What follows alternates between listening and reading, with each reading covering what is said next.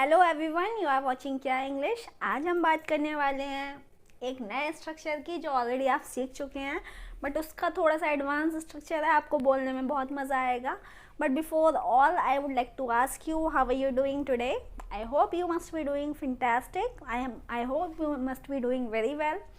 सो guys, उससे पहले हम बात करते हैं स्ट्रक्चर की। हमारा स्ट्रक्चर क्या है? अगर आप सेम क्वेश्चन मुझसे पूछ रहे होंगे कि how I am, so I am doing very well, I am completely okay. एक नया जवाब दे सकते हैं, आई एम कम्प्लीटली ओके। आपको बोलना है भाई मैं बिल्कुल ठीक हूँ, खुश नहीं हूँ, बुरा भी नहीं हूँ, परेशान भी नहीं हूँ, ठीक हूँ, I am completely okay. So अगर आप मुझसे सेम क्वेश्चन पूछ रहे हैं तो I am completely okay. So guys, बात करते हैं स्ट्रक्चर की। Will you ever go to Mumbai? कभी कभी हम जनरल लैंग्वेज में बोलते हैं कि भैया कभी तू पढ़ के दिखाएगा भी ना दिखाएगा। हम भाषा में बोलते हैं, ऐसा नहीं है कि ये किस तरीके के लोग बोलते हैं, सभी लोग बोलते हैं, चाहे वो अच्छे हों, रिच हों, पुअर हो, बैकग्राउंड कैसा भी हो हमारा। बट हम ऐसी लैंग्वेज में बात कर लेते हैं, भैया पास होएगा भी ना होएगा। तो हमें ऐसे भाषा में हमें कैसे सेंटेंस बोलेंगे? विल यू एवर, हमें यहाँ पे लगाना होता है विल यू एवर, ठीक है। विल यू एवर के बाद हमें लगाना है एक्शन, और उसके बाद जो हमारा आता है ऑब्जेक्ट लगा सकते हैं, वरना कोई दिक्कत नहीं है उसमें भी। तो यहाँ पे मैंने एग्जाम्पल में लिखा है will you ever go to Mumbai? कभी आप मुंबई जाओगे? तो गाइज, ये एक हमारी भाषा का एक सेंटेंस है, will you ever go to Mumbai. जवाब हमारा कैसा भी हो सकता है। भाई मैंने बोला कि मैं मुंबई कभी नहीं जाऊँगी, I will never go to Mumbai. और अगर आपको लगता है आप जाओगे तो आप बोलोगे yes I will go to Mumbai definitely, ठीक है। एग्जाम्पल्स की बात करते हैं। Pass exam in first attempt. Generally हमारे घर के कुछ बच्चे ऐसे होते हैं जो फर्स्ट टाइम में कभी पास नहीं होते, एक बार फेल होके दिखाते ही हैं वो। तो हम कभी कभी उनसे बोल देते हैं भैया एक बार में पास होएगा भी या ना होगा कभी। तो उस भाषा में हम बोलेंगे will you ever pass in first attempt? तो वो बोलेगा I will never pass in first attempt. वो पहली बार में कभी पास नहीं होगा, हर क्लास वो 2 साल की करके जाएगा। अगर उसको लगता है कि भाई मैं 10th क्लास तो फर्स्ट अटैम्प्ट में ही निकाल दूंगा, तो वो बोलेगा yes I will pass in first attempt in 10th class, ठीक है। ट्रैवल इन एयर मतलब एग्जैक्टली इसका हमारा एरोप्लेन से ही लगता है, ट्रैवलिंग इन एयर। एरोप्लेन में कभी आप ट्रैवलिंग करेंगे फ्यूचर में? Will you ever travel in air? तो आपका जवाब हो सकता है yes I will travel in air in 2024।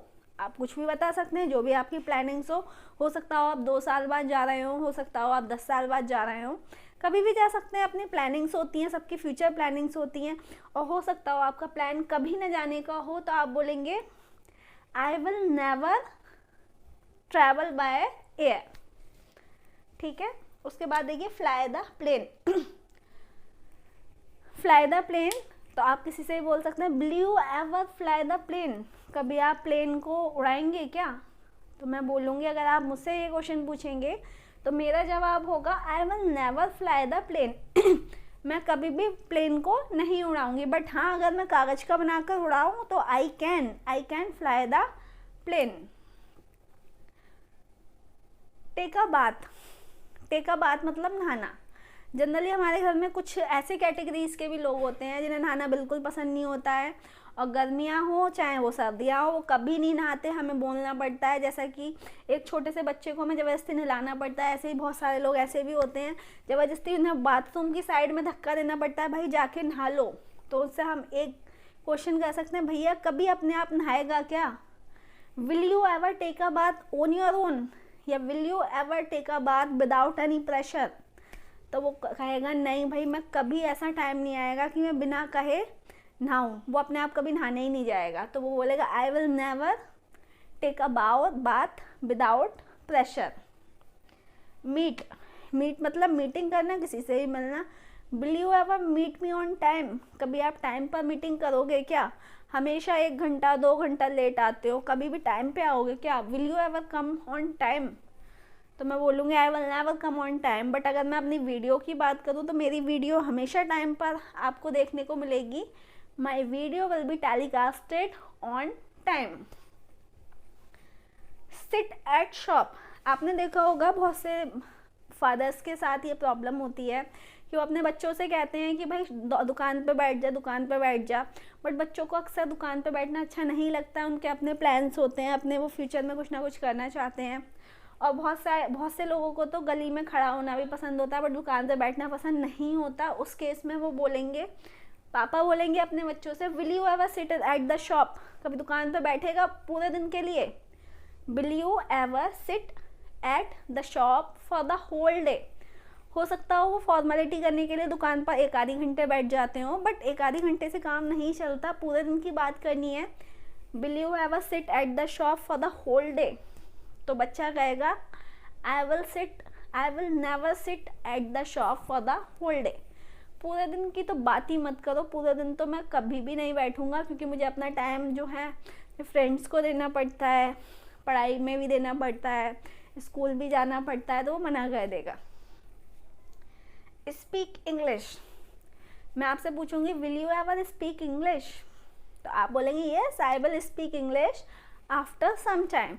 हो सकता हो आप लोगों ने स्पोकन इंग्लिश स्टार्ट भी कर दी हो।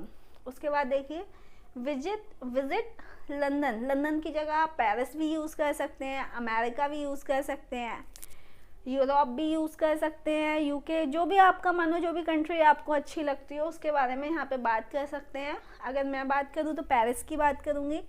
Will you ever visit in Paris, Paris आप विजिट करोगे क्या अपनी लाइफ टाइम में कभी भी? तो अगर आप मुझसे क्वेश्चन पूछेंगे yes I will visit Paris in next week because there is my meeting in next week, तो मैं बोल सकती हूँ I will visit Paris in next week.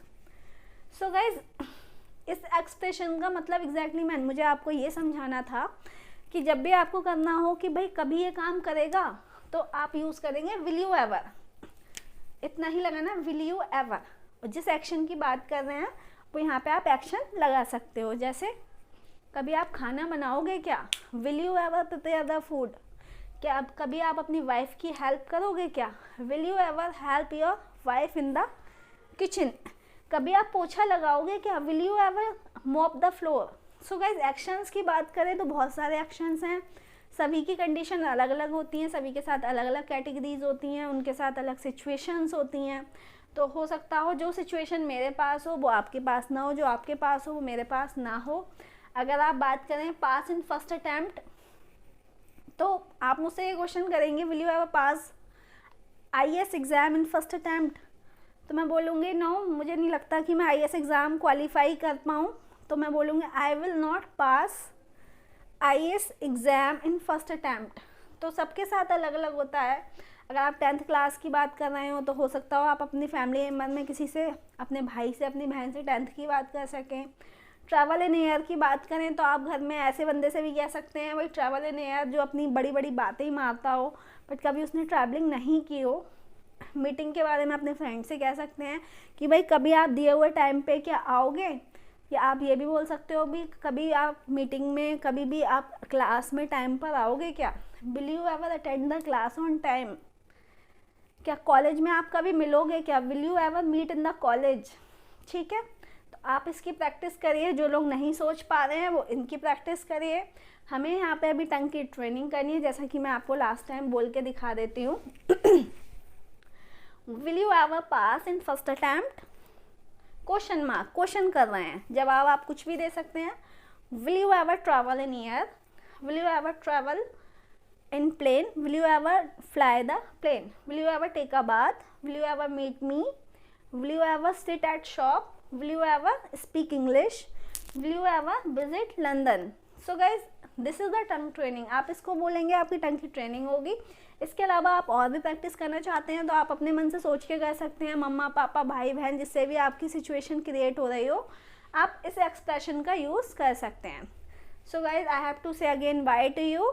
We will be meeting again tomorrow with a new structure. छोटा सा structure है, 5 minute की video है, कंप्लीट देखिए, प्रैक्टिस करिए. You will start speaking English. Thank you so much. Have a nice day.